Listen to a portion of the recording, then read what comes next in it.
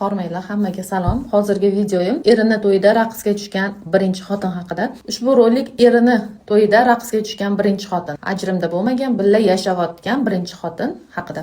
Hozirgi kunda o'sha ayol o'zini erini to'yida kelin-kuyovi oldiga tushib o'ynagan raqsi million prosmotr bo'lib, u ayol butun dunyoga tanilib ketdi. Lekin bir baxtliligidan emas, bir qanaqadir quvonchli kunidan emas, aynan o'zi uchun eng baxtsiz kunda desam bo'ladi, bemalol taniqli bo'lib ketdi va u to'yga borib shunchaki yig'lab kuyinib o'tirmadi, balki butun to'yxonani, kerak bo'lsa butun dunyoni e'tiborini o'ziga qozondi va buni orqasidan u ayol bemalol hozirgi kunda bloger bo'lib ketishi mumkin, chunki shu voqeadan keyin unga 150 mingdan oshiq odam qo'shildi va o'zini storieslarida u odamlarga o'zini bir bechora ko'rsatib, bir o'zini baxtsiz ko'rsatmadi, balki to'g'ri, bu men uchun eng baxtsiz kun, lekin men bu insondan ajrashmayman, chunki qanaqadir bo'lsa ham o'zimizning o'tmishimiz bor, tariximiz bor va ayol o'zini storieslarida shunaqa fikr bildiribdi, ya'ni fikr bildirib qoldirgan. Men o'zimni bechora qilib ko'rsatish xohlamayman. Menga shunchaki meni hayotimga qiziqib yozilganlar bo'lsa, mayli, lekin menga achinish ko'zi bilan qarab, faqat shunaqa tomonlama qarashi bor insonlar iltimos mendan atpiska bo'linglar. Va undan tashqari men bu insonga,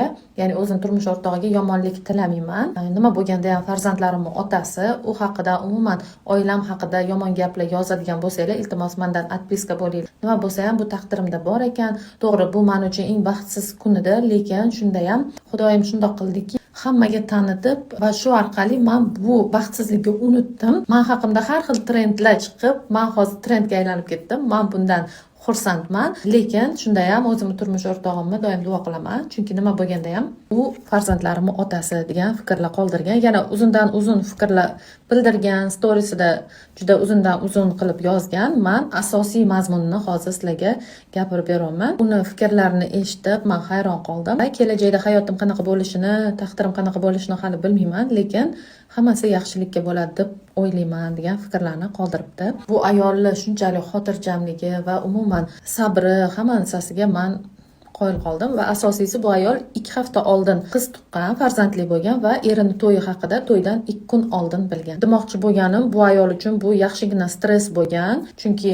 oldindan bilsa ham ko'nikib o'ziga kelishiga qanchadir vaqt kerak bo'ladi. Ko'nikkandan keyin inson sal bo'lsa ham o'sha bo'layotgan situatsiyani qabul qilishga harakat qiladi, lekin 2-3 kun oldin bilganda bu juda kuchli stress bo'ladi. Shunda ham o'zini yaxshi tutgan deb o'ylayman. Qoyil qoldim.